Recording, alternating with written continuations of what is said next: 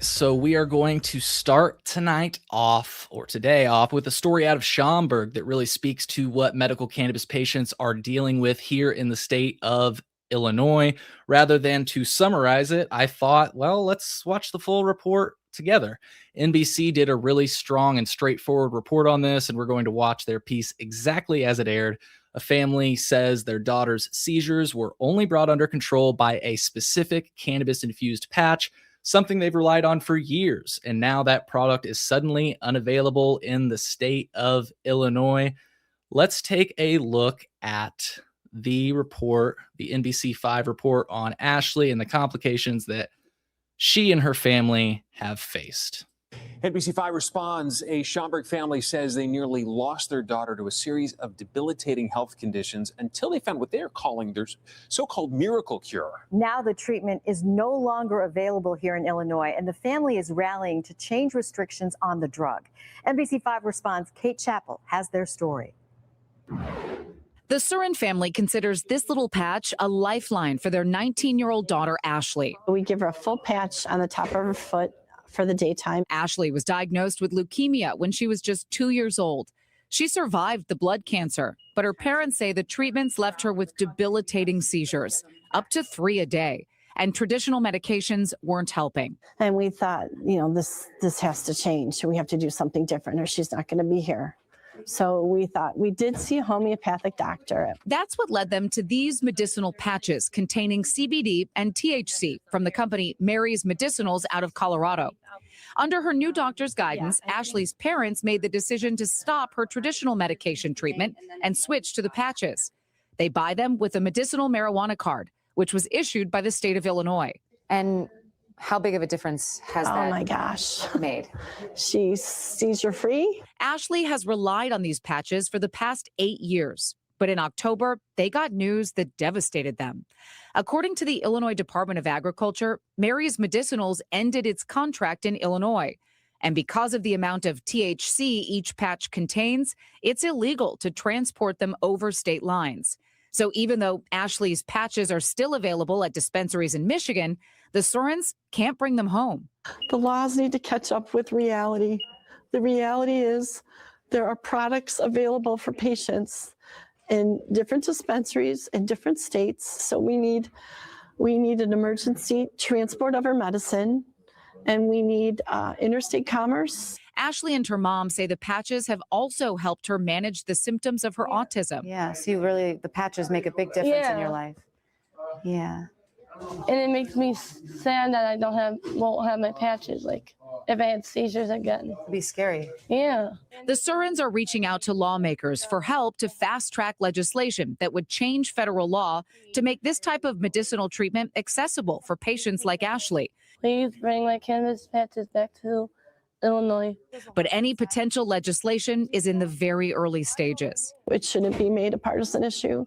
This is people's lives at stake.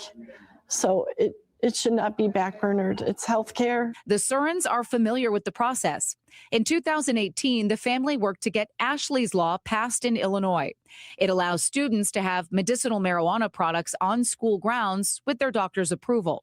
What is it like to have a whole law in your name? It feels different to have a law than before, because I never had a law before. Now, the family is ready to ramp up their efforts to support federal legislation to help patients like Ashley. Does thinking about losing access to these patches make you upset? It's scary. It's her lifeline. Ashley's mom says she only has several weeks of her medication left. NBC5 reached out to Mary's Medicinals, but we haven't heard back. It's also worth mentioning the federal farm bill will tighten restrictions on THC ingredients starting next year. Senator Rand Paul of Kentucky says he plans to introduce a bill to counter those measures. Kate Chappell, NBC5 responds. All right. What do you think about that? I definitely found it interesting. Whoops. We'll take that down. All right. What did you all think about that story? You can call in now at colememo.com/live. Looks like Mike G to God just commented. I don't know what that comment is supposed to be, though. I don't know if it's got characters that my computer doesn't recognize, but good to see you tuning in, Mike. Yeah, I thought that was a really interesting story. If folks aren't familiar with Ashley's Law, I know that they gave a breakdown of it in that news report, and I'm glad that they did. But yeah, Ashley was very pivotal in changing Illinois cannabis policy. I mean, just take a look at this article that I was going to display on screen, but we've got a little bit of an ad block here. But it's the headline was thanks to Ashley's Law, sick Illinois students can now take medical marijuana at school. So, there was progress like that. And I mean, there's even images. If you look right here, we use this image in the promo image. There's a photo with Governor Pritzker and Ashley celebrating the signing of that law. And I think we're about to get. I'm really excited because we got a caller, and once again, folks, it's real easy to call in at colememo.com/live. I'm about to bring on today's caller, who I think is going to have some really great insights because I know they're very passionate about the subject of medical cannabis, which is exactly what this story is focused on. So, without further ado, I'm going to bring on Dave from the Elevated News podcast. You may also know him as one of the Two Dope Dudes. Dave, welcome to the show, dude. How is it going this afternoon? What's up, brother? Not much. Thanks for calling in. And just for our listeners that might be hesitant to call in, it's pretty easy. You just tap a button and you're on, right, Dave? It was way easier than I. It was Yeah. very quick. Well, hey man, what thoughts do you have on this story? This is a crazy story. I'm sure you've got a lot to say.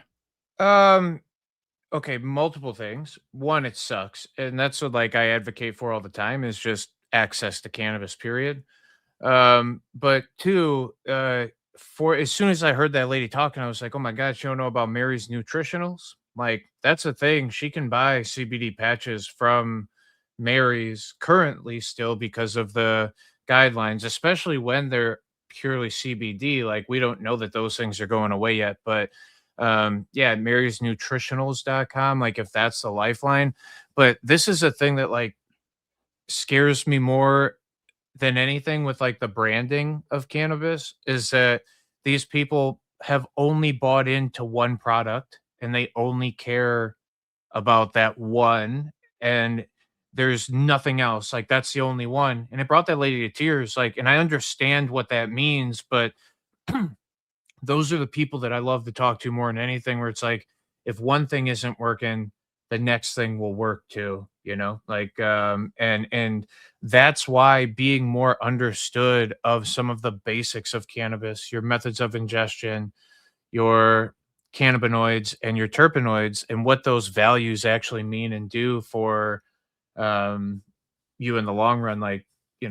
That's that's it really is that I heard the story. I was like, oh my God, this lady should know that there's still plenty of stuff for her to access.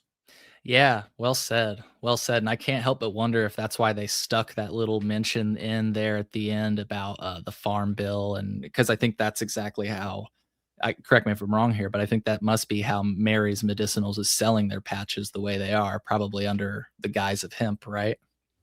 Yeah, well, so Mary's is a licensed company that when they do medicinals, they're in the dispensaries. And then when they do nutritionals, that is outside of the dispensary where they are doing hemp-based products. And I read that comment too. It should not be cannabis laws and hemp laws. We should figure this out as a whole plant process. But yeah, how long before those days? Right. The government has a funny way of creating arbitrary terms that end up dividing communities when we mostly agree on, I would say, just about everything. And that's what's really, I think, the downside of the whole hemp thing. But, the positive thing, I'll try to leave this on the positive note. I know you and I, we'll try to find the silver linings here. I'm hoping that stories like these do spur some change because as unfortunate as the situation is, sometimes, and as you may know, these emotional pleas, they're effective. When you see yeah. And more than anything, that young lady deserves access to the thing, right? Well said. And I'm not saying that she should have access to those CBD patches if that's the thing that's working. always have access to it. And that's why, like, I hate the constant process of regulation, right? Like, where we're all talking about deregulating some things, and regardless of which side you look at, it's just like these people deserve access to it. And when it's the thing that's helped this girl not have seizures for how long, and it actually does sicken me a little bit. It makes me a little bit disappointed in the system when it's these stories that you hear. So like you said, maybe that is the push for them to go, okay, you know, Yeah. keep access. Well said. Well said. Well, just want to remind folks you can call in at colememo.com/live. Dave, I appreciate you calling in, my friend. And I just want to tell the folks I'm actually going to be giving your show a shout out later on in a segment I'm doing. Thanks. Creator shout outs, but I want to give a shout out right now. Check out the Elevated News podcast with two dope dudes. It's a great podcast that I listen to every week. And if you don't already listen to it, you should. I don't know what you're doing, but Thanks, brother. hopefully introducing you will get you started. So Dave, please call back in. I think you may have thoughts on this next story because they relate. And folks, if you don't want to call in, of course, you can drop your comments below. Before I let you go, Dave, did you have any other thoughts on this story? No, it's absolutely worth covering, though. These are the ones that will push the needle, I think, into the right direction. And yeah, no, I appreciate the shout out and everything too. If you want to, just boot me into the background, and if you want to talk after, or if I have anything to say, I'll absolutely jump in. Cool, man. Yeah, hang on, and we'll get right into it. So, folks, we obviously have some thoughts about the cannabis market, and that's not only maybe inspired by this story that we just did, but just if you watch this show or if you watch the Elevated News podcast, you're probably keenly aware of some of the shortcomings with the Illinois cannabis rules as they stand. And so let's talk about something that I've not seen, I think, ever in my coverage on the Illinois state cannabis policy, which is that Illinois just opened the door for feedback on our Illinois cannabis policy. So let's talk about that in this next segment of the Cole Memo.